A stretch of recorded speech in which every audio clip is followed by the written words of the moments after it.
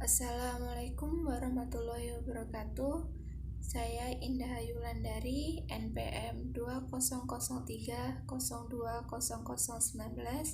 dari Prodi Perbankan Syariah kelas A semester 2. Video ini dibuat untuk memenuhi tugas mata kuliah pengantar manajemen yang diampu oleh Ibu Sylvia Nuryasari, MEI.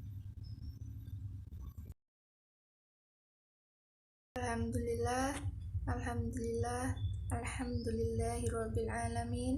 Wassalatu wassalamu ala asrofil anbiya'i wa mursalin Sayyidina Maulana Muhammadin wa ala alihi wa sahbihi ajma'in. Amma ba'du.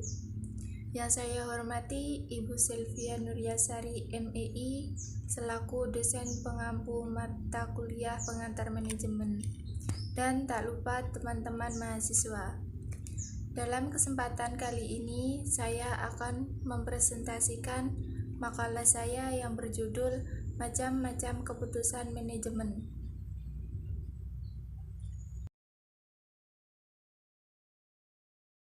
Pengambilan keputusan merupakan kegiatan pemimpin yang dapat dijumpai pada semua tingkatan dan semua manajemen, termasuk dalam bidang manajemen pendidikan. Pada umumnya, suatu keputusan dibuat dalam rangka menyelesaikan atau memecahkan permasalahan atau persoalan, problem solving. Pengambilan keputusan hal yang sangat urgent bagi setiap orang, terutama bagi para pimpinan atau manajer. Eksistensi seorang pemimpin dalam kepemimpinannya dapat dilihat dari berbagai bentuk kebijakan dan keputusan yang diambilnya. Seorang pimpinan atau manajer yang efektif adalah pimpinan atau manajer yang mampu membuat kebijakan dan mengambil keputusan yang relevan. Nawawi mengatakan bahwa organisasi hanya akan berfungsi jika para pemimpin memiliki kemampuan mengambil keputusan dan memerintahkan pelaksanaannya kepada anggota organisasi sesuai dengan bidang tugas dan tanggung jawab.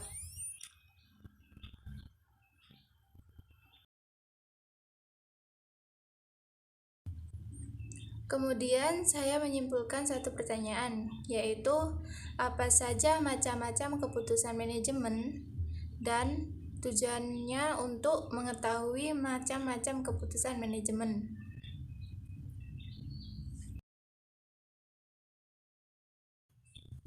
Baiklah, selanjutnya kita akan mulai membahas macam-macam keputusan manajemen. Apa saja macam-macam keputusan manajemen? Yaitu macam-macam keputusan manajemen adalah keputusan strategis, keputusan administratif, dan keputusan operasional. Yang pertama yaitu keputusan strategis.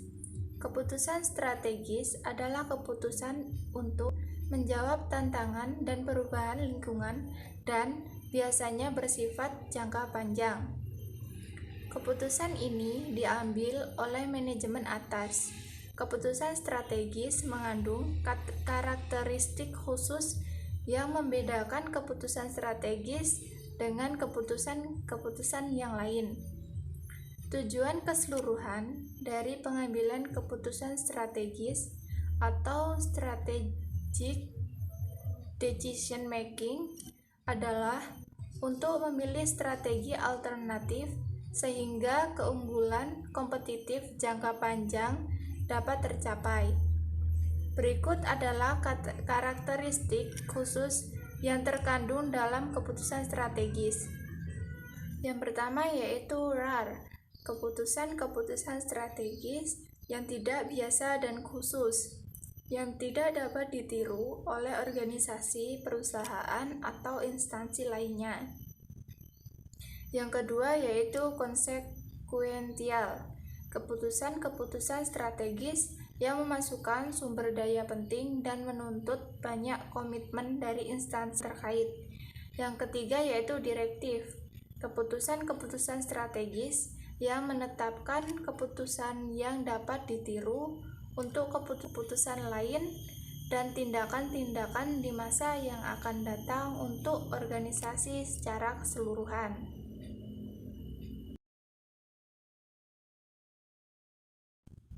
Kemudian di sini ada pengambilan keputusan strategis. Pengertiannya yaitu keputusan merupakan hal yang terpenting dalam sebuah fungsi manajerial. Bahkan, tugas utama dari seorang manajer adalah membuat keputusan. Keputusan strategis adalah sebuah aksi atau tindakan penting dari sebuah sumber daya atau sekelompok presiden. Eisenhower mengemukakan bahwa keputusan strategis mencakup beberapa hal yang penting, yaitu yang pertama adalah meliputi strategic positioning, yang kedua memiliki resiko yang cukup tinggi, yang ketiga yaitu mencakup lebih dari satu fungsi organisasi, serta yang keempat adalah dianggap mewakili sebuah proses mayor dari pembuatan keputusan.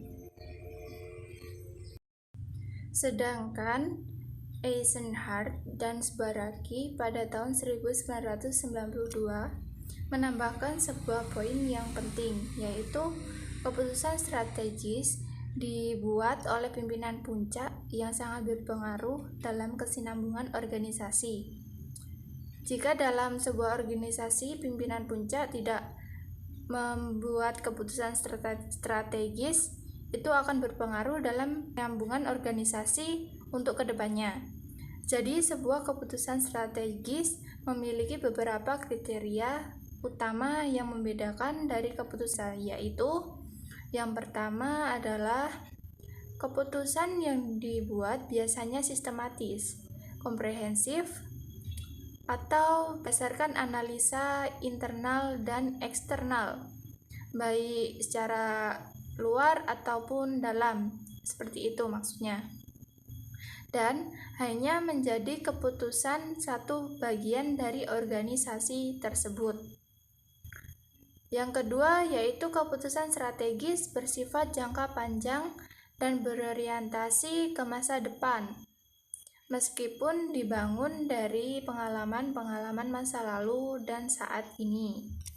Yang ketiga yaitu keputusan strategis biasanya menjadi sebuah modal bagi organisasi dalam menghadapi situasi di masa yang akan datang.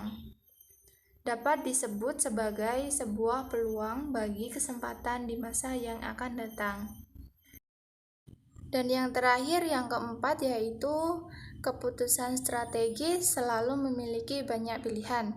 Ya, di sini yang dimaksud adalah di mana keputusan strategis itu tidak hanya tertuju pada satu pilihan, tetapi memiliki banyak pilihan sehingga kita dapat mendapatkan satu keputusan yang terbaik, begitu.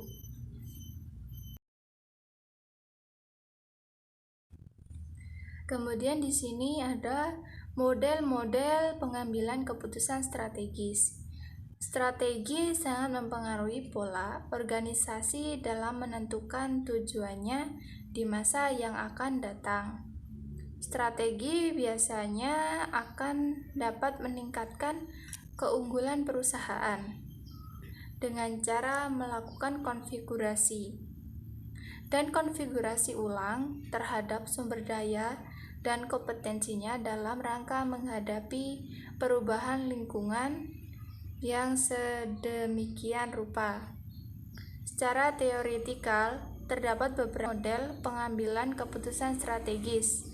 Model-model pengambilan keputusan strategis tersebut adalah sebagai berikut. Yang pertama yaitu rasional, analytical, synoptic, atau normatif. Dalam model ini, pengambilan keputusan dipandang sebagai sebuah proses linear, sistematis, serta memiliki sasaran yang telah ditentukan sebelumnya.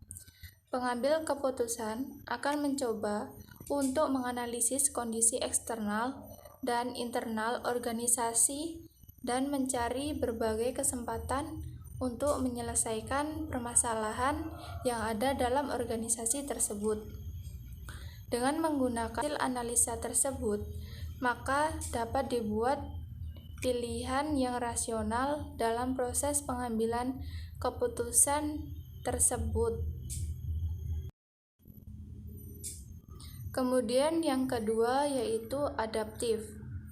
External control atau kontingensi.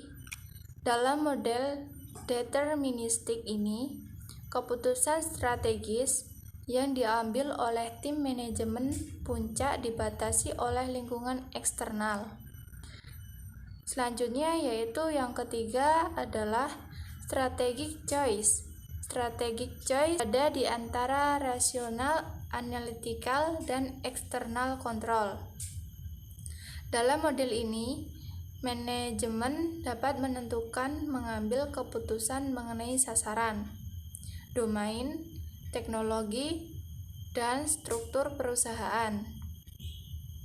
Namun, pada saat yang sama, mereka tetap tergantung pada lingkungannya dan harus menyesuaikan diri terhadap situasi di sekitarnya. Yang keempat yaitu politics and power. Pengambilan keputusan merupakan sebuah hasil tawar-menawar dan negosiasi di antara beberapa subunit dan individu yang masing-masing memiliki persepsi yang berbeda, kepentingan pribadi, dan ketidakseimbangan power.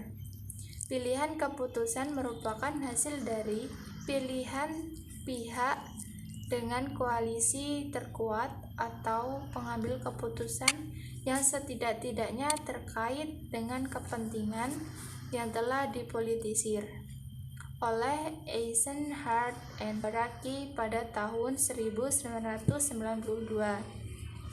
Yang selanjutnya yaitu nomor 5 adalah Gerbert-Chan. Keputusan dipandang sebagai pertemuan serentak antara satu kesempatan pilihan atau choice opportunities yang membutuhkan keputusan. Yang kedua yaitu solusi masalah. Yang ketiga partisipan, dan yang keempat adalah masalah. Model ini mementingkan faktor kesempatan seperti dinyatakan oleh Eisenhower dan Baraki pada tahun 1992.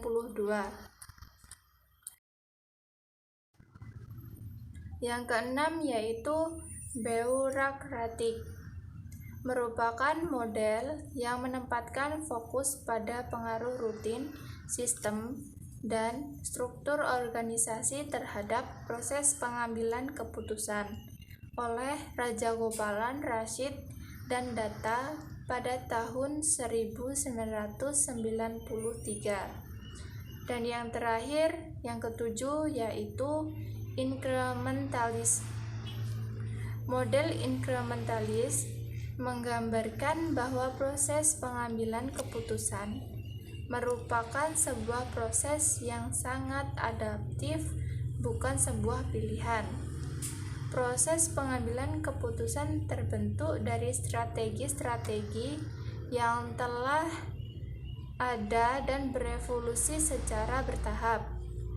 Model pengambilan keputusan incrementalist bersifat tidak sistematis, mengandalkan pengalaman di masa lalu sehingga bertujuan dari organisasi dapat berubah-ubah sepanjang perjalanan bisnisnya.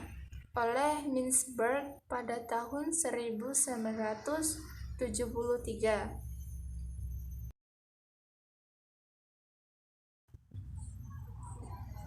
Macam-macam keputusan manajemen yang kedua yaitu keputusan administratif atau taktik. Keputusan administratif atau taktik adalah keputusan yang berkaitan dengan pengelolaan sumber daya, yang meliputi keuangan dan teknik. Keputusan ini diambil oleh manajemen menengah. Pengambilan keputusan taktis atau tactical decision making terdiri dari pemilihan di antara berbagai alternatif dengan hasil yang langsung atau terbatas yang dapat dilihat. Menerima pesanan khusus dengan harga yang lebih rendah dari harga jual normal untuk memanfaatkan kapasitas menganggur dan meningkatkan laba tahun ini merupakan suatu contoh. Beberapa keputusan taktis cenderung bersifat jangka pendek, seringkali mengandung konsekuensi jangka panjang. Tujuan keseluruhan dari pengambilan keputusan strategis atau strategic decision making adalah untuk memilih strategi alternatif sehingga keunggulan kompetitif jangka panjang dapat tercapai. Pengambilan keputusan taktis harus mendukung tujuan keseluruhan ini, meskipun tujuan langsungnya berjangka pendek atau menerima satu pesanan khusus untuk meningkatkan laba, atau berskala kecil, memproduksi sendiri daripada membeli komponen.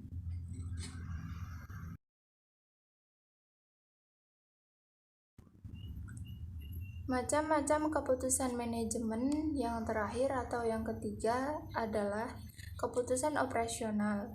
Keputusan operasional adalah keputusan yang berkaitan dengan kegiatan operasional sehari-hari.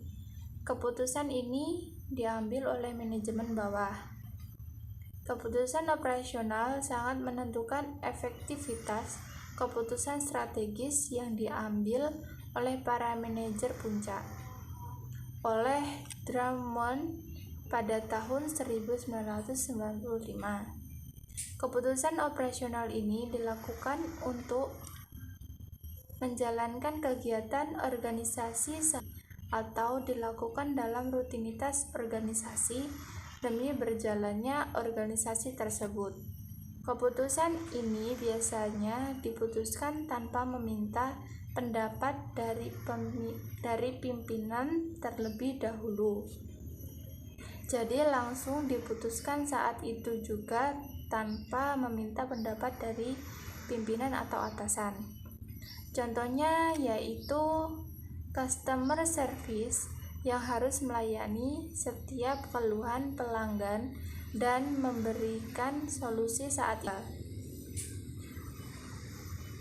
Mungkin sekian yang dapat saya sampaikan, kurang lebihnya saya mohon maaf. Saya akhiri, wabillahi taufiq wal hidayah. Wassalamualaikum warahmatullahi wabarakatuh.